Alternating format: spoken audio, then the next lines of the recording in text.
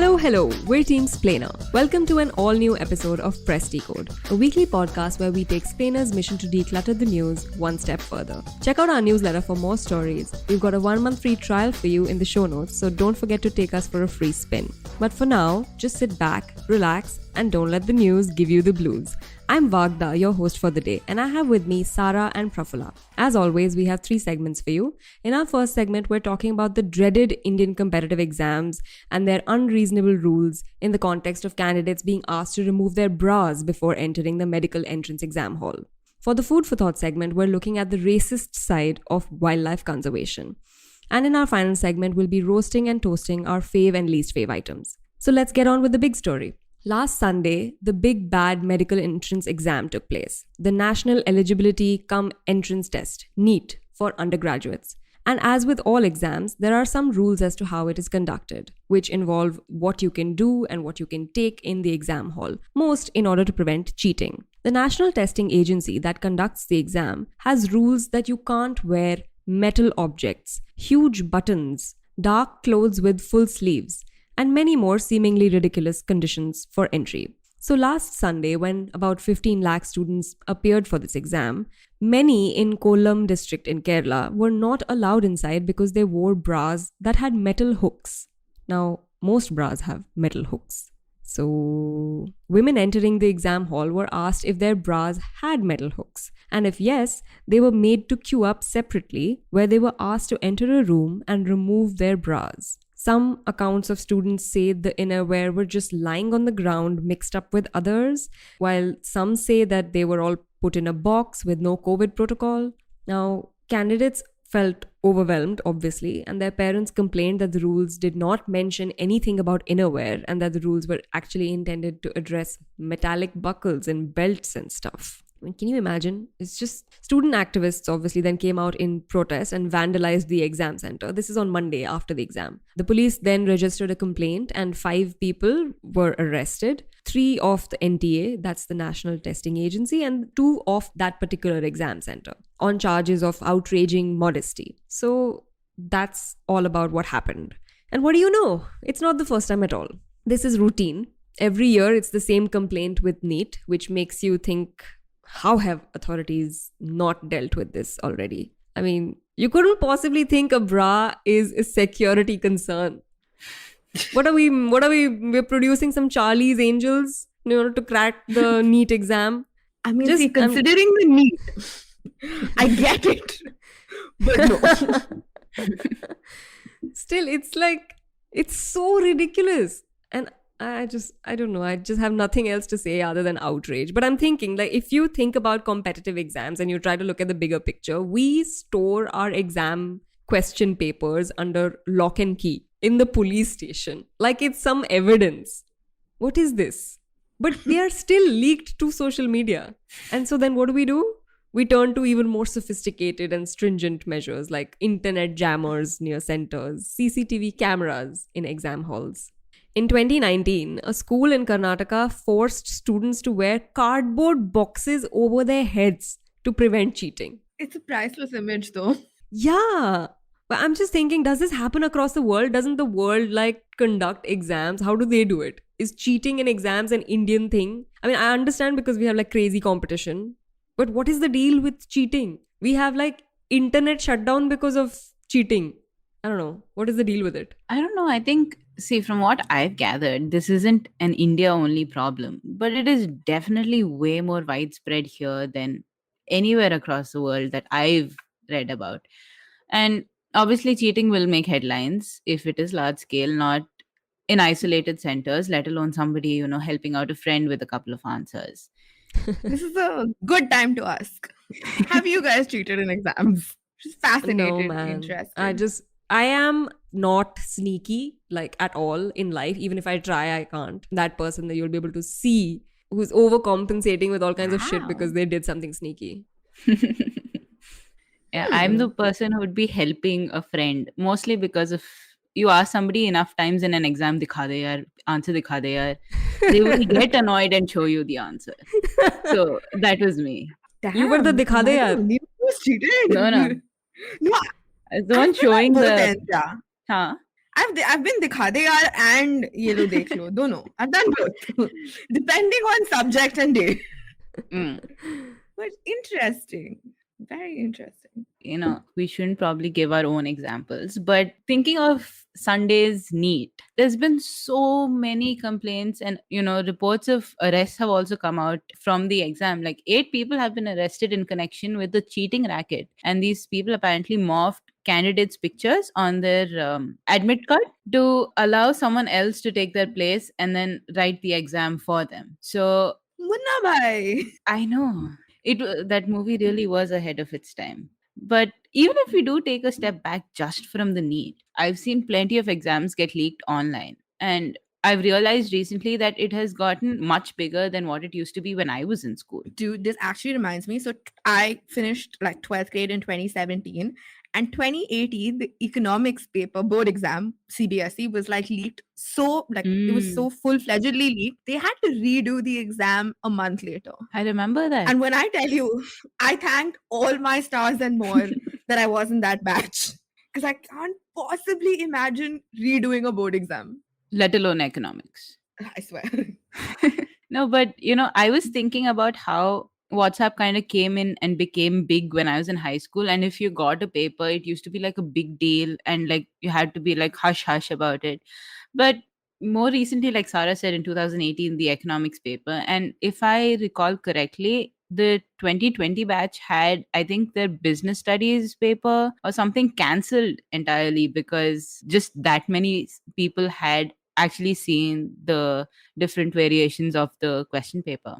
But all this is not to say that we don't have unreasonable rules. A lot of them are downright ridiculous. But look at the flip side, no? The technology that is now available to us, coupled with these networks that have emerged that help people hack their way through their exams, have made it a nightmare, not just for, say, the testing agency, but also for students who are taking these exams, right?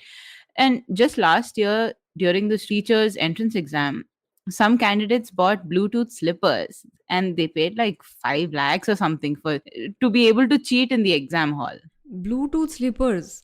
Someone also put like flesh-colored Bluetooth earphones into their ears so they wouldn't get caught and whatnot. Like they got it specially made. Wow. I mean, all I want to say is if you put in that much energy towards cheating, if you put that into your exam. But I think the problem is now we have this extensive knowledge and the tools with which to cheat. And on top of that, we have this pressure that is being created around exams, which I think also allows these rules to come into force. Like when the Rajasthan government last year justified the internet shutdown, they said that the candidates applying for government posts were applying for government posts and that cheating in such an exam would be quote unquote a betrayal of the exam and the state. And it's also a thing about people's livelihoods at one point. So putting all that together, I see why these ridiculous rules exist. But whether or not standardized testing and all these rules that we have to bring in with it work is a different discussion altogether. There is obviously so much more in the system that we have right now, more than meets the eye, that both encourages cheating and in turn requires us to then enforce as many rules as we now have to. Yeah, I think both sides, right? Like when Vagda was speaking, it does sound ridiculous as the candidate. On the other hand, even when it comes to enforcement, it's that meme, kare to kare kya? So, but I'm going to start with the most, like, for some reason, I had a lot of fun reading about cheating and the way and ways and means in which this happens in this country because it's genius sometimes. But for some trivia, turns out the first recorded accusation of cheating in exams in India dates back to any guesses of like a year? Come on. 1892. What exams are these? I will set the whole story up for you. So basically, court records show that a student called Rakhal Das Ghosh was taking the University of Calcutta entrance exam and decided to forge the headmaster's signature on his application. Records showed that the supervisor knew that it was a forged signature but still allowed him to take the exam. He was later charged with cheating, but then judges cleared him of any wrongdoing, saying that all he wanted to do was actually just write the damn exam. Unfortunately, I found this like this anecdote on Financial Times, and they could not really find out whether or not Ghosh made it to the university or not. But I get why he wasn't penalized. Yeah, bichara, he just wanted to write the exam. So whatever. But that was the apparently first recorded incident of academic cheating. But moving on, right? Like Prafula briefly hinted, the system is broken. Like cheating is currently a whole industry in this country. Like the headlines that we're reading aren't your Acha, tell me the answer, you see one answer. It is these large scale incidents. Like I think it was Bihar. I don't remember. I think it's 2014, 15. Remember when there was that image of like people scaling the walls of this school and giving answers out? Have you all seen this image? I don't remember this. I don't remember this. I will link it. It is insane. So basically, it's like a school, and you can see like friends and family have scaled the wall up to the first, second, third floor just to tell answers. Wow. It became the lead image for so many headlines. Because again, insane image.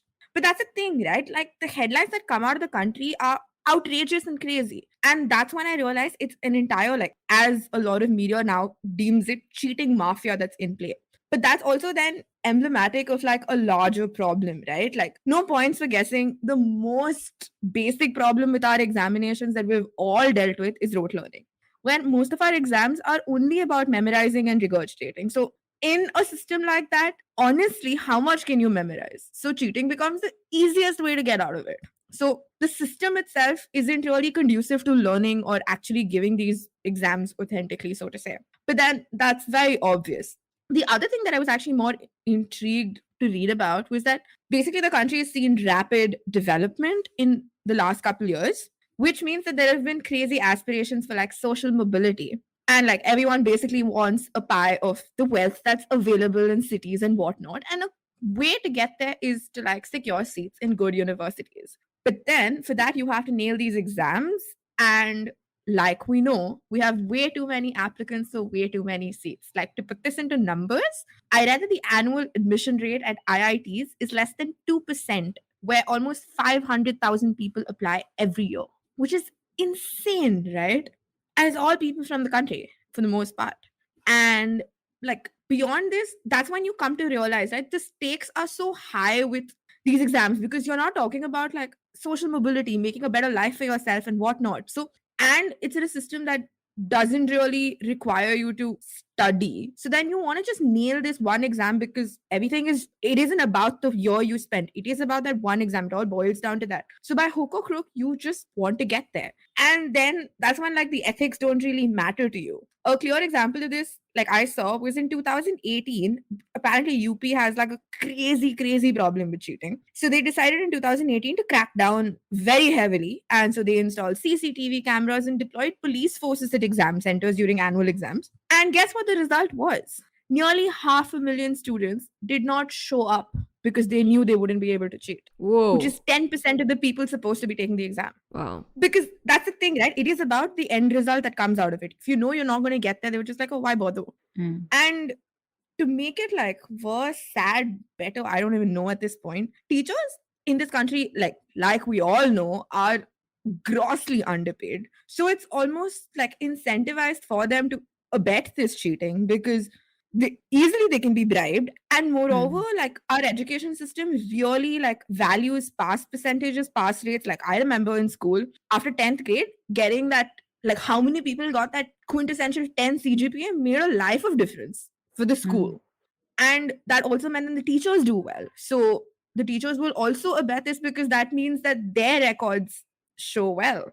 So I think like the bottom line is it isn't just about students being like getting a bad end of this by facing outrageous rules like, oh, remove your brow, or like on the other hand, you see these crazy incidents of like genius almost, and then like law enforcement doesn't know what to do either. It is the larger problem is our education system, and that needs to be overhauled. And clearly we're not moving in that direction, come what may, because we've decided to embrace the QET, which is the common entrance exam, which places more importance on a single exam than anything else.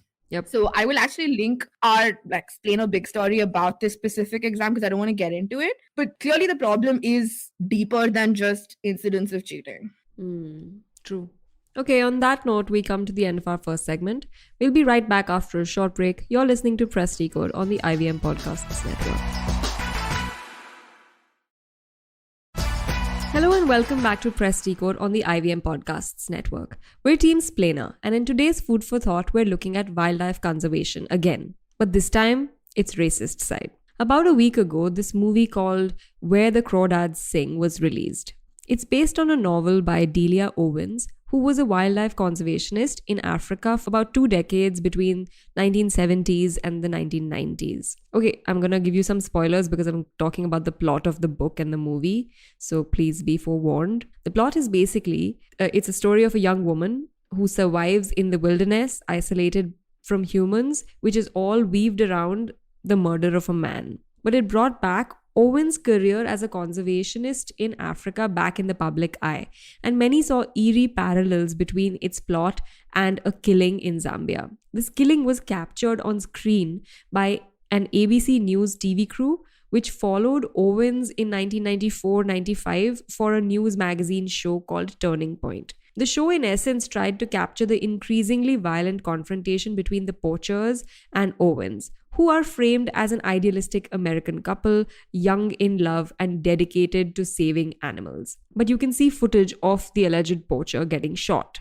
in that video, in the show. Zambian authorities are convinced that the man was shot by Delia's stepson. Her husband dumped the body in a lagoon, making it near impossible to gather evidence. And even though Zambian authorities want to press charges, Owens are still safe in America because they don't have an extradition treaty between the two countries. Now, the case shone light on how racism plays out in wildlife conservation.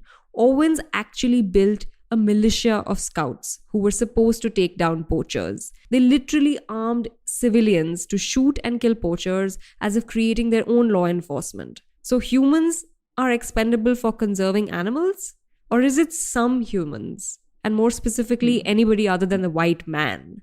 Early arguments in favor of conserving wildlife are based on this particular idea that to preserve nature, we need to create habitats free of the polluting human presence. And so it became like this in African conservation parks that, I'm quoting here, the pecking order outside the parks was white settler, indigenous black African, and wild animal. The pecking order inside the parks, the conservation parks, was tourist, animal, and indigenous black. End quote. Wow. So it came down to European colonists applying the same relocation and control technologies that they would apply to the animal world to black populations in Africa. That is really where we start in terms of wildlife conservation in Africa. You know, the unfortunate thing is here that it just doesn't stop with Delia Owens or colonists from the last century, because this white savior complex is still very real and thriving, especially in Africa. A thought that I had while, we were going over this was that it has to stem from some sort of like white supremacist, white savior complex, right? And when we were reading up for our big story, there's two things that struck me in particular. One is the use of so-called conservation armies. So these are either personnel from the national military who the government then stations at national parks or sanctuaries. These people are either stationed there or they provide park rangers with training to take down poachers. Other times, countries and individual parks will contract private ranger contingents and in some cases even UN peacekeeping forces to protect animals in the area. But here's the problem with this, right? Rangers trained with military precision can be very dangerous, especially if they're allowed to shoot on sight, which is, I think, the case in Cameroon or someplace. There's been several reports of local villagers being shot when they've gone into the parks to collect their herds or scavenge for, say, bamboo or other material. In some cases, these ranger contingents or, the army personnel have sort of even been involved in the relocation of these villagers. Forceful relocation, obviously. And the second thing is NGOs. It might come as a surprise because it was a surprise to me, but certain conservation groups and NGOs are way more deeply involved in this whole mess than we could ever imagine. Reports have shown, for example, that agents sanctioned by the WWF basically pillaged entire villages of an indigenous tribe that's called the Baka. In another case, there's NGOs that maintain some of these national parks, but they're founded in the West, obviously by people who are wealthy and white. And then these organizations turn these parks into luxury lodges and they cater, take a guess, to more wealthy and white people. And in order to maintain these parks, these NGOs will have these really stringent rules about poaching. But the irony is, they will go ahead and encourage hunting tourism, which is offered as an experience to their guests. So the same thing that they're killing the locals for, they're allowing their guests to take as trophies. And, there was this one ranger contingent that was stationed in Tanzania, and the American weapons trainer there in an interview said, "We are going to the national parks to do some good and to kill some bad guys." So that comment resulted in their group being blacklisted from the country. But I think it very well sums up this whole neo-colonial mindset that, nature has to be protected from the black man. Wow. Yeah. Mm. But in case you guys felt like you soothed your conscience a little bit by thinking this is just the white man, allow me to break the bubble.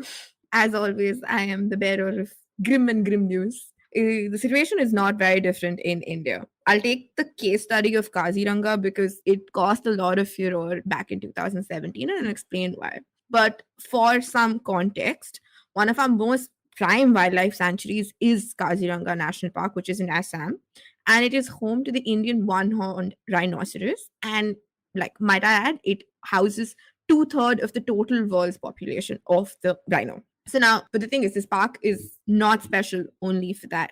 It is also infamous for how heavily armed the park rangers are, much like what you described in sanctuaries in Africa. So here too, the rangers have the power to shoot at will.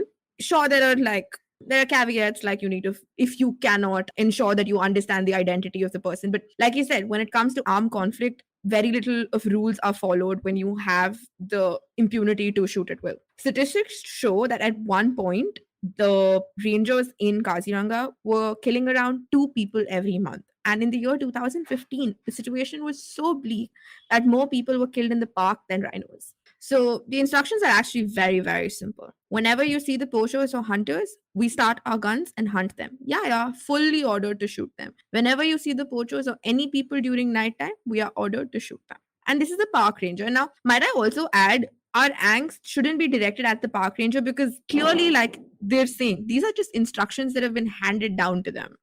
But the problem now with these rules and very ill thought out rules is a lot of the people who get killed aren't poachers, but innocent tribal villagers who live nearby. There are cases of children being shot in ways that have rendered them disabled for the rest of their lives. And for what? For just crossing a little border that's not even carefully demarcated between where their populations, human population lives versus where the national park starts. And I think the most interesting thing that I saw, so basically a lot of this came to light in India about Kaziranga when the BBC did a 2017 report, which is where the controversy happened, but I'll get to that in a bit. But an observation that was made in that is a lot of India's crazy conservation policies, and I later realized even across the world, are only about protecting a few emblematic species.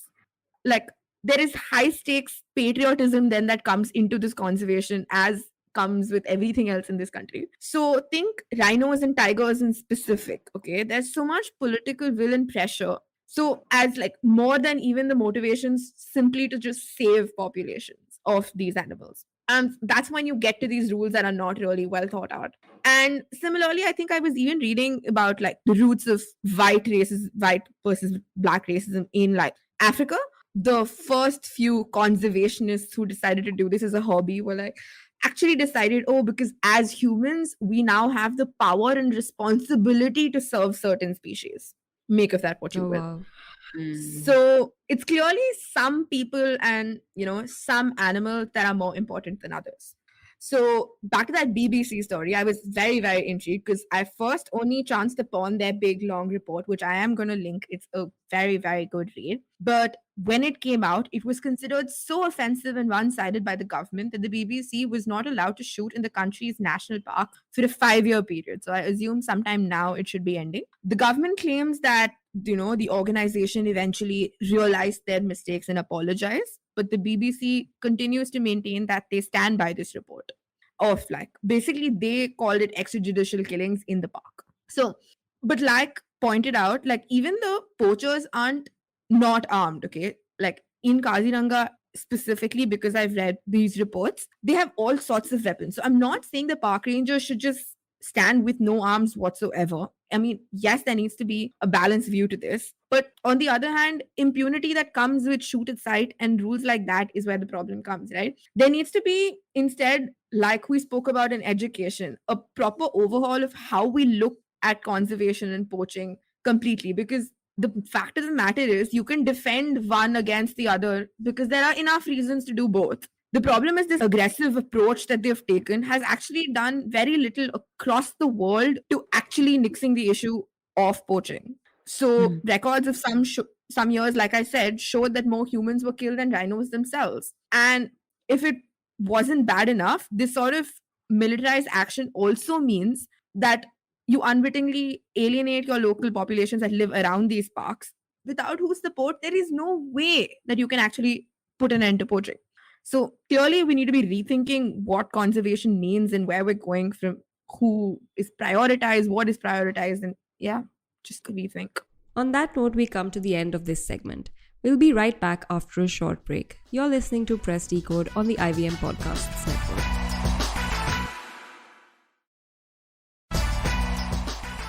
Welcome back to Press Decode on the IVM Podcasts network. It's time for our final segment this week, Roast or Toast. I finally have a least fave item this week. The news cycle did not fail me. So you may or may not have heard about this story. I think if you were on Twitter, you definitely did. But earlier this week, Bobby, a sanitation worker in Mathura, found portraits of Modi ji and Yogi ji in the garbage. So he didn't really think much of it, put it in his cart, and went on with his life. Except some angry men got personally offended about this act, which was deeply offensive, and took videos of the photos in the cart and accosted poor Bobby away. He was sacked for this crime, but then later, thanks to all the furor about the fact that, you know, this poor man was held responsible for something so bizarre, he did get his job back. But like, if you actually read through the reports also say he had to unconditionally apologize and build his case as the sole breadwinner of his family before being reinstated. In the video, then later, after he got his job back, you know, I was listening to it. He makes a very valid point about how if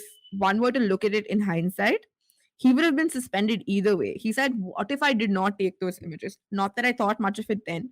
If I didn't clear out the trash, he would still suspend me, saying I'm not doing my job. Yeah. So I don't really know what to make of this. Like when I first saw it on Twitter, I didn't think it was an actual incident. And then it blew up. And hilariously, it started and finished for me on Twitter because the most sane observation I actually saw was on that cursed app, as unreal as it may sound. Someone basically said, you know, if dumping photos of certain political personalities is a crime, then like from your newspapers, are you supposed to cut out all these images before throwing out newspapers? Like, where are we going to draw the line here? So I don't really know. It's clearly a least fave item because we pretend like we have nothing better to do in life and get offended at really vague and bizarre things. Yeah, but I have a fave item, which is also very ridiculous. It could have easily been a least fave, but no, I like this woman. Yeah, I'm gonna tell you about this great American woman who thought it's a great idea to come to India, spend all her money, very nice for our economy, and fake her own abduction to get her family to send her money. So she ran out of money and she called her mom and said that she got beaten up and assaulted by some unknown guy, which is not true, by the way, and that they're holding her in some unsafe location. Now, she also contacted American Citizen Services by email. So her parents obviously were flabbergasted. They contacted the US Embassy in Delhi, who tried to then, through the police, trace the IP address from where she sent the email. And that went back to some Nigerian man who then led the police to the woman who was basically just chilling on her own in Greater Noida. Of course, it's Greater Noida. Of course, it's Greater Noida.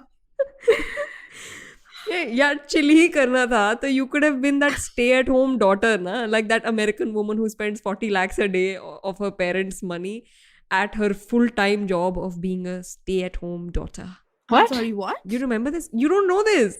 No. There is some woman on the internet who says that she has a full-time job of being a stay-at-home daughter and she spends 40 lakhs a day, and she says that looking pretty and doing whatever she does daily, spending this much money, is a job, is a full-time job for her. I don't know what she thinks a job means. I don't know what part of this story has actually caught my attention. Greater Noida, this new aspirational job of stay-at-home daughter. I don't know what to take away. Vagda, you've confused me. Take away what you want. You want to be stay-at-home daughter? Learn that. If you want to go somewhere and like fake your own abduction, that's also up to you, man. I'm just thinking that at this point, like this section at least has just become like a space for shitting on Greater Noida. But can you blame us? It's only valid It and is Greater justified. Noida. Correct. So I'm doing a complete U-turn, and this is my fave just because I thought it was a delightful fact that people around the world use tombstones of their loved ones to pass on family recipes. And it's, I don't know, very innovative, I think. So these grave markers will have the usual text that says the normal things like in loving memory of so and so. And then either on the back or the side, or they'll have another stone next to the headstone. And that will give their recipe for, say, a peach cobbler or a fudge or a pie. And I mean, that's a great way to make sure your recipes never get lost. But someone called Rosie Grant on Instagram actually visits these graves and tries out some of these recipes. And it's very nice and wholesome, actually, because even though she's made a brand of going and visiting graves, she has built a community of people on TikTok and Instagram who give her tips and tricks to tweak the recipes to, better suit, I don't know, like modern taste or whatever. So, again, very nice and wholesome with a touch of spookiness. If you think visiting graves is weird, that can be your takeaway also. But that is my weekly fact for this episode. I'm surprised that you even have a fave. But maybe because of the touch of spookiness, it becomes like Prafula category, But it's such I a will let- nice item. I want to It do is. this. I need to finalize a recipe. That is great forethought, Sara. You have some time. Here's hoping. Okay, that was our show this week. Thank you so much for joining us on Press Decode. You can catch us every Thursday on the IVM Podcasts network. And guys, please remember, don't let the news give you the blues.